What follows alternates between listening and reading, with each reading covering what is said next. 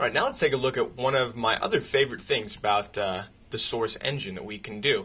And it's pretty exciting. It's color correction. Obviously we can do a lot with lights, make a lot of really good looking atmospheric lights, add even atmosphere effects like we looked at with fog and stuff like that. But to really get some interesting looks, kind of stylized looks, you're going to need to use your color correction tools. So let's run the game, and we'll just run our map here. Standard 4 rooms that we had.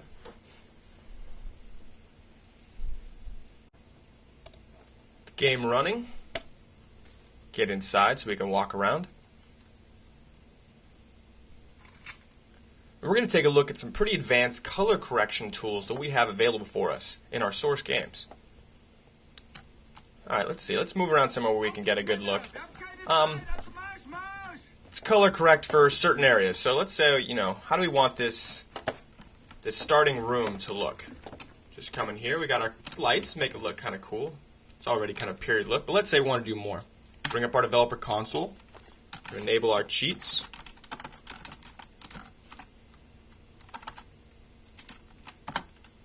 And then we're going to type in mat _ color correction, and we're going to enter 1 to turn color correction on, make sure it's enabled. You can also enable it from your advanced options.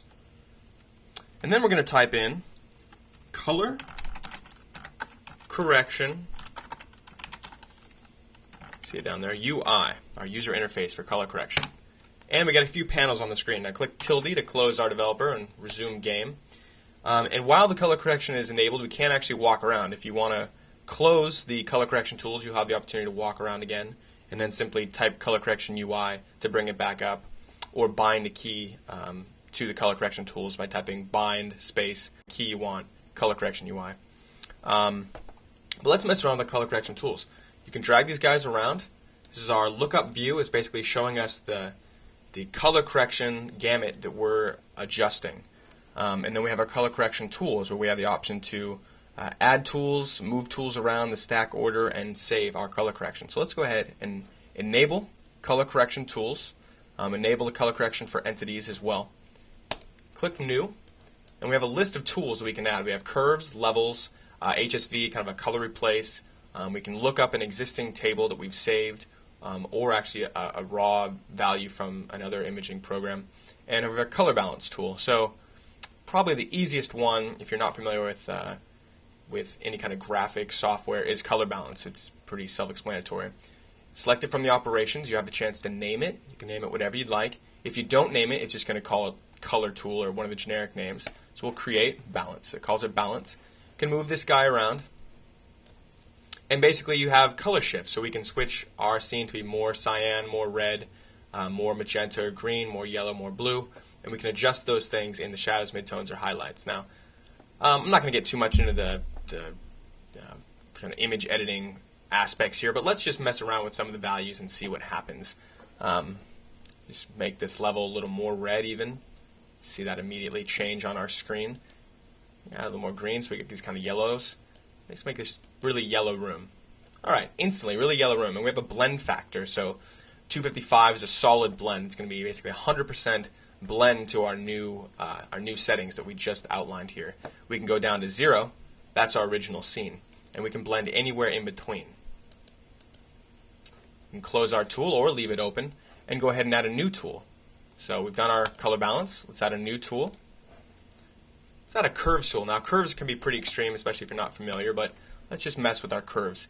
Basically this is going to affect our blackest blacks and our whitest whites. So it's an adjustment for the range of lights between white and black. So if we just drag a point up, you'll see we'll make it really bright.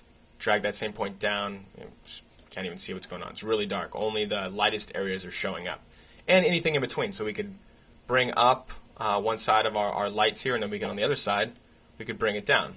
So you get these, you're really subtracting the lightness from different areas of your map. And it's really easy to go crazy here, but you can just kind of adjust your level, see what the blend differences are. So we're really kind of lightening up our map here.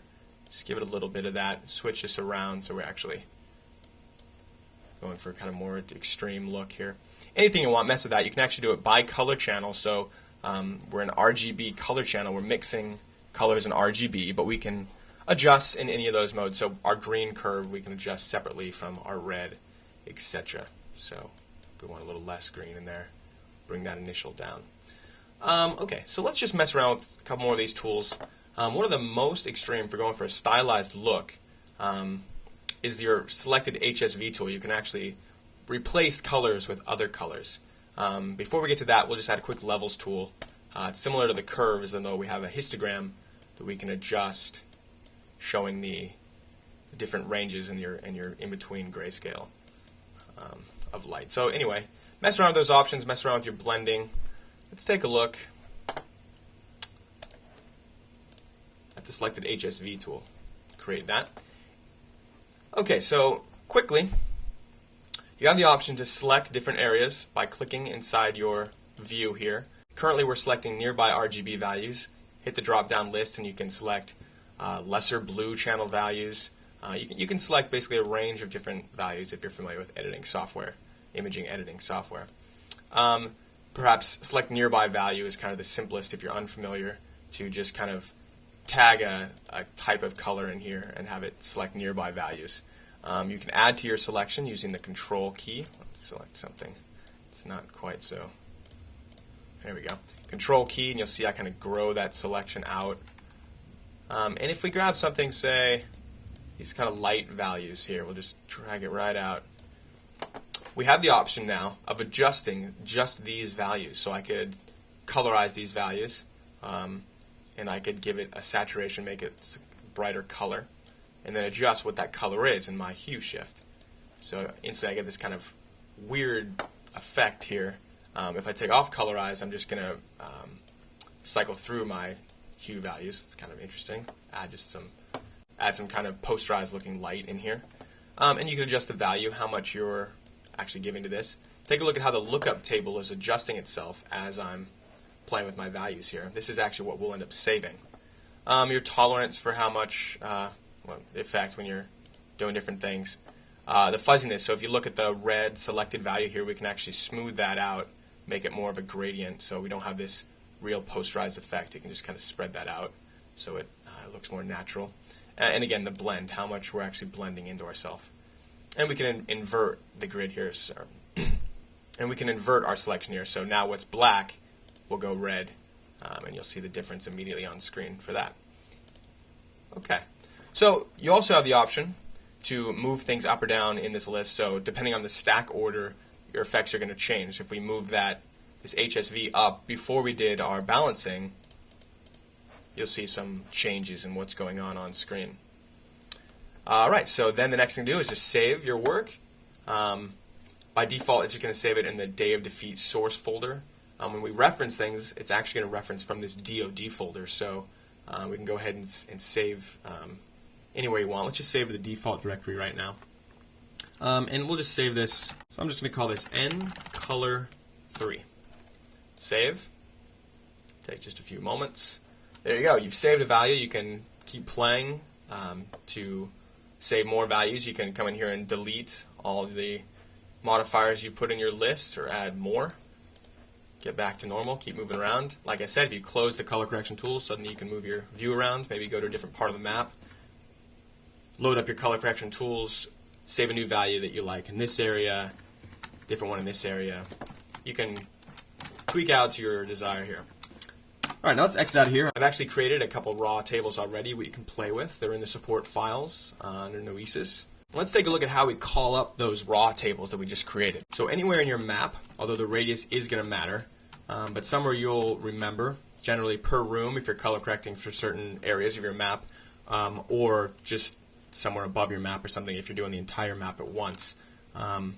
Let's place an entity, a color underscore correction entity. We'll just place it right here on top of our turret for now. Alt enter, bring up its properties. You can name it if you're going to trigger it on or off. It is a triggerable entity, so we call it color underscore core 1, or name it per room if you have them named up. Start disabled, no, we want it to be enabled as soon as we start the map. Although typically there is kind of a few seconds where it hasn't actually updated itself. You might see the existing normal lit colors. The fall off distance start, so how far away from this entity is the color going to start to fall off.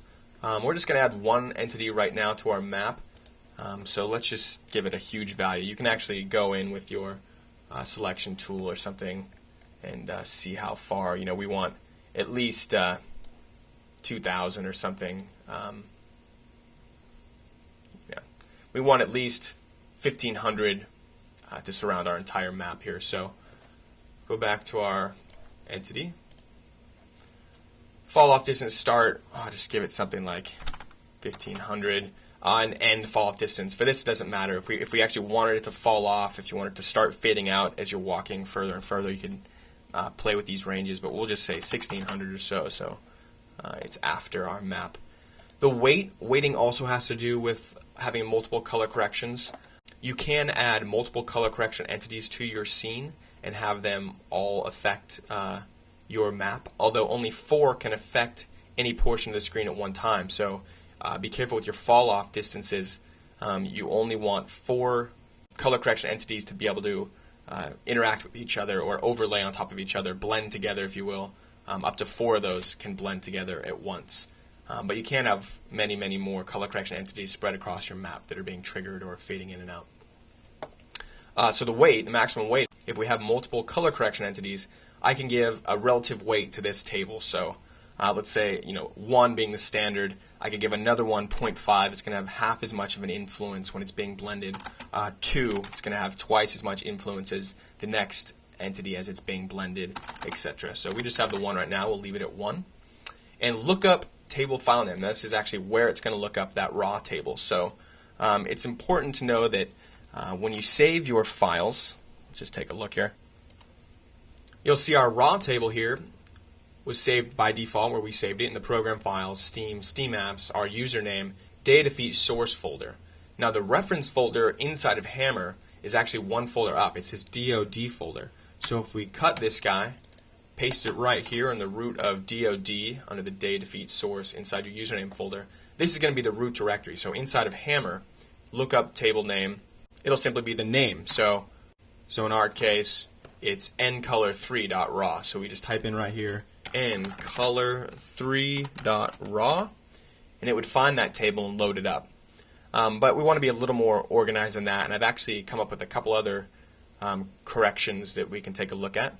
And those I've placed, for my example here, and those you can find again in the support files on your computer, but I've placed them on my computer in the materials folder under DOD, materials. So I have this Noesis folder. Inside that I have 2 raw tables. I have an N dark toned and a red white. And this red white one's actually kind of extreme, so you can really see how it's affecting the map. So let's grab that name. I'm just going to copy it. And remember that inside that DOD root folder, I'm in materials, Noesis. So back in Hammer, no slash, just going to use materials, then a slash, Noesis, and then the name of my table, nredwhite.raw. Apply that, save, run our map. Normal, normal, normal.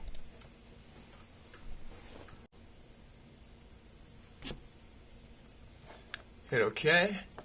Like I said, we might not actually see our color correction for a few moments here. It's kind of a little bit of a bug. Especially during this loading sequence in data defeat where you can't really move around, you can just kind of spectate. But we should see it change as soon as we start moving. There we go. So, boom, you see it switch. This is my red-white, really extreme. I mean, we have just the bright areas of our map basically map straight to white and then the fall off into this red. But, especially, this is kind of where I corrected here in this center hallway. You get this really stylized effect, and you don't have to do nearly this stylized effect. This is just so you can see how extreme we are. But really, we've remapped this whole thing to being something completely different and looking completely different. So you team this with maybe an overlay, a screen overlay that's static or something, and you get this really cool kind of almost Frank Miller style level here or something. Well, maybe not nearly as beautiful as Frank Miller, but anyway. And we could actually have different color correction entities so that when you walk in here, maybe this just looks ridiculous, right? This doesn't look right at all. So we could do a different color correction entity inside this room and change its radius so that as soon as I start walking up these stairs, the color is shifting from this red-white into the yellow-green color correction that we're doing or whatever. And we can give its weight either more or less, and it'll adjust. So color correction, really powerful tool if used wisely, especially teamed with your ordinary lights and maybe multiple entities, color correction entities. A really advanced feature that'll bring your map above most other maps out there. So definitely play with that one. Also really great when you start working machinima and you want some really cinematic looks. So one of my favorites.